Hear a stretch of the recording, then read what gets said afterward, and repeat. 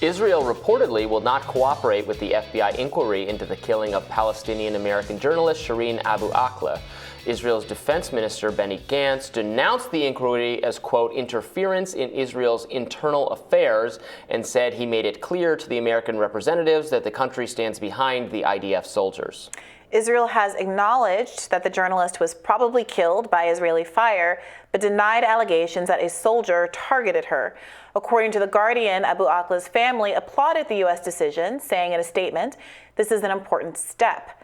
The statement noted that the family had been asking for a U.S. probe since the beginning. Okay.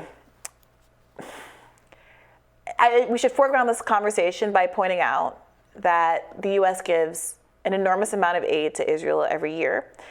This is an interesting conversation because I have some of my own hesitations about the idea of kind of forcing the government to, let the FBI participate in its investigations. I mean, in a normal context. However, remember the timeline of reporting and admissions from the Israeli government over the story.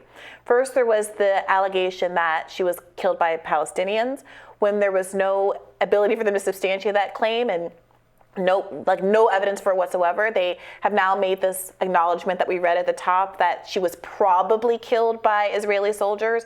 I don't really know where the uncertainty comes in with the probably at this point, especially when as we're reporting on now, they are not allowing the U.S. to participate in the investigation.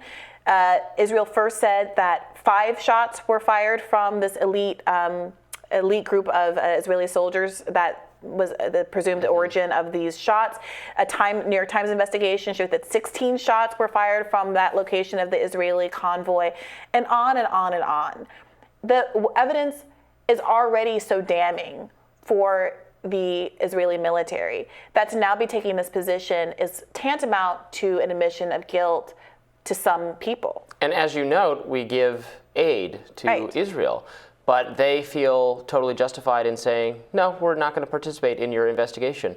Wouldn't it be incredible if we gave money to countries with some expectation that gave us power to influence the decisions they make? That it was not just a blank check, and if they give us the finger, we just give them more money? Yeah, I mean, look. Incredible. I mean, this is not even a Democratic-Republican issue. There are plenty of Republicans who think we give too much money, not just to Israel, but every other country, and that doesn't. In fact, this is something Donald Trump talked about and was very popular among the Republican base, complaining that we're the laughingstock of the rest of the world, that they don't, for all this, for all the mainstream media fretting that, we're an embarrassing country with Donald Trump at our helm, no one respects him, etc. Well, they don't respect us anyway. They take our money and then do whatever they want. Yeah.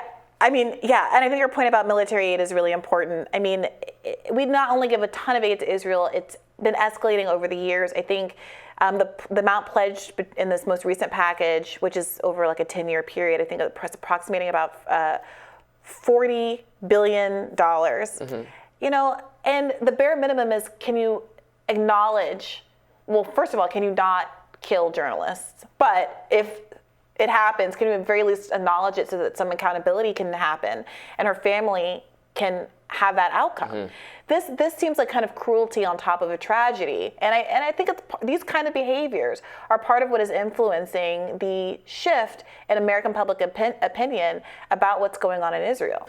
No, I mean, an investigation could also, I mean, it could. It seems like it might. One of the outcomes, in theory, it could clear. Would show that this was not a targeted murder. Right, which is why this feels like it's tantamount to an admission to some people. Well, I don't know about that. I don't know. No, right. I see why it feels that way to people. It could just be the kind of shiftiness of governments and law enforcement everywhere not wanting to have any kind of explanation or accountability. But yeah, it seems short-sighted in that regard because I suspect it would find that it was not a targeted killing. I don't know, but. We'll do our investigation. Right. Well, Texas Senator Ted Cruz, however, weighed in on the matter, tweeting the Biden administration's favorite play, sicking the FBI on their political opponents. This time they're using the FBI to undermine our Israeli allies.